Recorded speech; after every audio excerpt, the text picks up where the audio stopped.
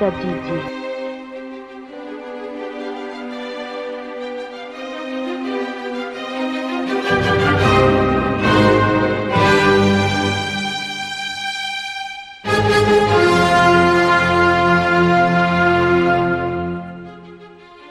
Atompoko ny raketako ny teninao mba tsy hanontako aminao.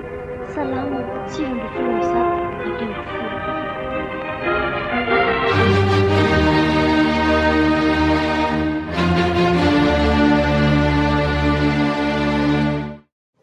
Tsy hainao tenin'Andriamanitra izao ianarantsika roa, ndao hianatra tsika roa.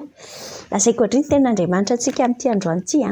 Izao ilay izy, anaka arovo ny tenanareo amin'ny sampy. Ahoana tsara? Anaka arovo ny tenanareo amin'ny sampy. Inona ary maman ny idirako amin'izany? Odry, inona ny idirandry ahoanako? Izany ny tenin'Andriamanitra hoe anaka arovo ny tenanareo amin'ny sampy. Ka Sara ka mbola tsy nisy kory ary izany hoe ino ny drany nahita vato nisy asany ankohaka tao amin'ilay vato. Sara, hatramin'izay nitsiriny vao masoko mbola tsy nahita an'izany odikasa mihitsy. Sady tsika angapaka ny amin'izany ilay dohanina ireny satria ireny izao ilay mpanompo sampy ireny. Tsika tsy paka an'izany sady tsika tsy nakany ny dadarabe izany dia inona izao ny idirako an'izany sampy izany. Misy idirantsika amin'izany rehetrarehetra izany fa io tenin'Andriamanitra io matoa atao anaty Baiboly a. Jaona voalohany toko 5:1 mantsy izany tenin'Andriamanitra izany hoe anaka arovo ny tenanareo amin'ny sampy. Matoa aho a, dia satria misy tian'Andriamanitra namboarana antsika na tsika sindria aza. Fa inona tsara moa izany ilay sampy e? Ny sampy a, izay zavatra na olona mety apetrakintsika lasa maka ny toeran'Andriamanitra amin'ny fiainantsika.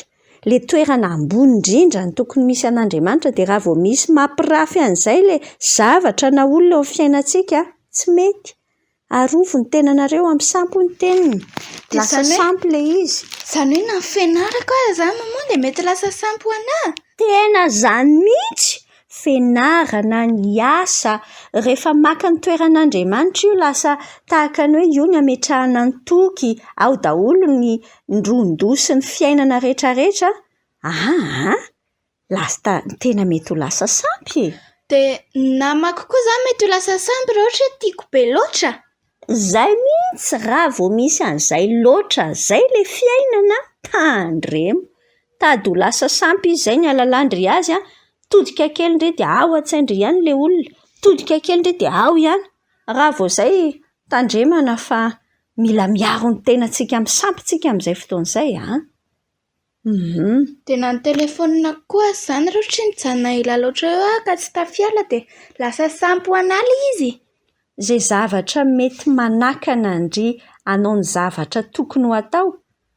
Lasa makabe ny fihetsem-pondry, makabe ny fotoanandry, makabe ny volandry. Lasa tafapetraka amin'ny voalohany amin'ny fiainandry dia izany ilay sampy original. Ve izany ilay izy e? Aveiko fa dia ireny sarivongana be tsy metsika ireny fotsiny ilay sampy. Endrika ireny isany mihitsy ireny fa misy olona mbola miankohaka amin'ireny a. Fa tenen'ny tenin'Andriamanitra tsara mihitsy hoe arovo ny tenanareo amin'ny sampy.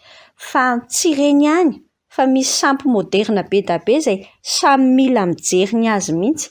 Andao averintsika roa izay tenin'Andriamanitra ao amin'ny Jaona voalohany toko 5:1-2 izay. Ahoana tsara ilay tenin'Andriamanitra ane e? Amin'ny anaran'i Jesosy, anaka arovo ny tenanareo amin'ny sampy. Anaka arovo ny tenanareo amin'ny sampy. Jaona voalohany toko 5:1-2. Tsika tsirairay avy izany mila mahafantatra aloha hoe inona no mety ho lasa sampy amin'ny fiainako. Dia tena maka fepetra entitra mihitsy. Raha ny tele ny lasa sampy amin'ny fiainanao dia tsy maninona fa pio ilay tele. Avadio efitrano ilay tele. Sa ahoana hozy Jaona? Marina mihitsy izany. Raha ohatra ka telefona, tsy maninona rangaha na amidy ary iny fa tsy olana akory na bloqué eo izay tokony ho bloqué. Fa izao ny tenin'Andriamanitra hoe anaka arovo ny tenanareo amin'ny sampy. Jaona voalohany toko 5:1-2. Anaka arovo ny tenanareo amin'ny sampy. Anaka arovo ny tenanareo amin'ny sampy. Jaona voalohany toko 15 andiny 120.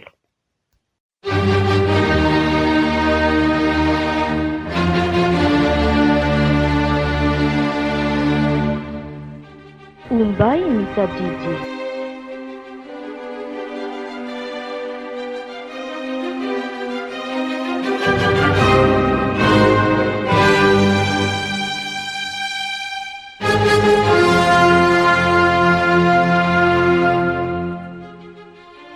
Ataom-poko ny raketako ny teninao mba tsy hanotako aminao. Salama 9 ambin'ny 7 hatreo 10.